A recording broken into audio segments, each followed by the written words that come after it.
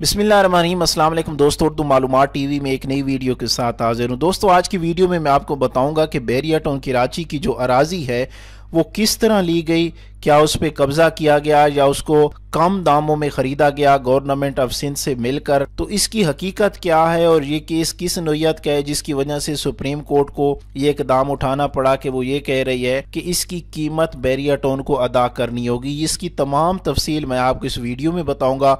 Video शुरू करने से पहले आपसे गुजारिश है कि आप हमारा चैनल सब्सक्राइब कर लें और सब्सक्राइब के बटन के साथ घंटी के निशान पर क्लिक करें ताकि आपको हमारी नई आने वाली वीडियो के मुतालिक नोटिफिकेशन मिलता रहे। दोस्तों, चीफ जस्टिस साकिब निसार की सरबराही में 5 रुकनी लार्जर बेंच ने बैरिया टाउन नजरसानी केस की समाअत की। चीफ जस्टिस ने रिमार्क्स दिए कि सिंध हुकूमत अदालती फैसले से मुतासिर कैसे हो सकती है। बैरिया टाउन के वकील फारूक एच नाइक का कहना था कि अदालती फैसले का मलबा जमीन अलाट करने वाले अफसरान पर गिरेगा, जिस पर चीफ जस्टिस ने रिमार्क्स दिए कि जिसने गलत काम किया वो भुगतेगा। चीफ जस्टिस ने रिमार्क्स में कहा कि मलिर डेवलपमेंट अथॉरिटी ने जो अराजी अलाट की वो उनके महताज जमीन की थी। ताम बैरिया टाउन ने MDA यानी मलिर डेवलपमेंट अथॉरिटी को जमीन दी, वो उनके कंट्रोल एरिया में नहीं आती। वकील अली जफर ने अदालत को बताया कि बैरिया टाउन के पास कुल 12,100 एकड़ रकबा है और ये जमीन सिंध बोर्ड ऑफ रेवेन्यू ने MDA को अलाट, जिसका तबादला उन्होंने बैरिया टाउन से किया। चीफ जस्टिस ने रिमार्क्स दिए कि अगर अदालत इस नतीजे पर पहुंची कि जमीन का तबादला बदनीयती से हुआ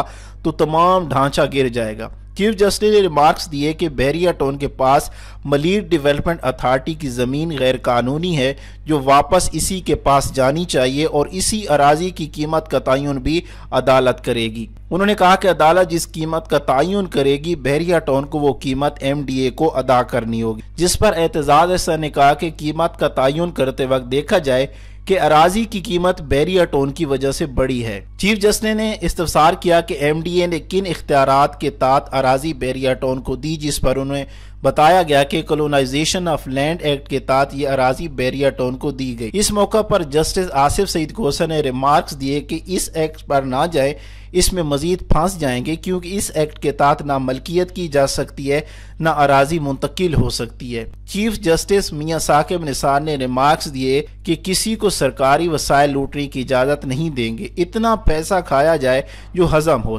जस्टिस आसिफ सईद खोसा ने रिमार्क्स दिए कि गैर कानूनियत होती है, सिर्फ पार्लियामेंट्री कानून साजी करके गैर कानूनी इकदाम को कानूनी करार दे सकती है। एतजाज अहसन ने अदालत में अपने दलाइल देते हुए कहा कि अगर बैरिया टाउन कराची को MDA को दिया गया तो उसकी कीमतें गिर जाएंगी। चीफ जस्टिस ने कहा कि बैरिया टाउन की जानिब से MDA को मिलने वाली रकम सिंध हुकूमत के पास जाएगी और फिर हुकूमत चाहे दोबारा अराजी बैरिया टाउन को दे दे, इस पर अदालत को एतराज नहीं होगा। अदालत ने बैरिया टाउन के अली जफर से जवाब तलब किया कि अदालत को बताया जाए कि क्या बैरिया टाउन अराजी सिंध हुकूमत को वापस करेगा या फिर जो रकम अदालत तयन करेगी वो अदा की जाएगी। सुप्रीम कोर्ट के लार्जर बेंच ने बैरिया टाउन नजरसानी केस की समाअत 1 अक्टूबर तक मुलतवी कर दी है। तो हम भी यही चाहते हैं कि इसका फैसला सही मेरिट पर हो।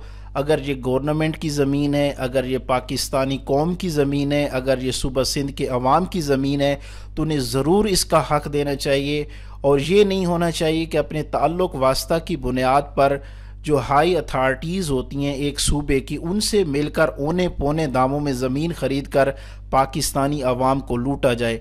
अगर मलिक रियाज सच्चे हैं तो उन्हें इंसाफ मिलना चाहिए, अगर सूबा सिंध की अवाम का जो हक़ है वो उन्हें मिलना चाहिए। वीडियो अच्छी लगी है तो अपने दोस्तों के साथ ज़रूर शेयर करें। वीडियो देखने का बहुत बहुत शुक्रिया।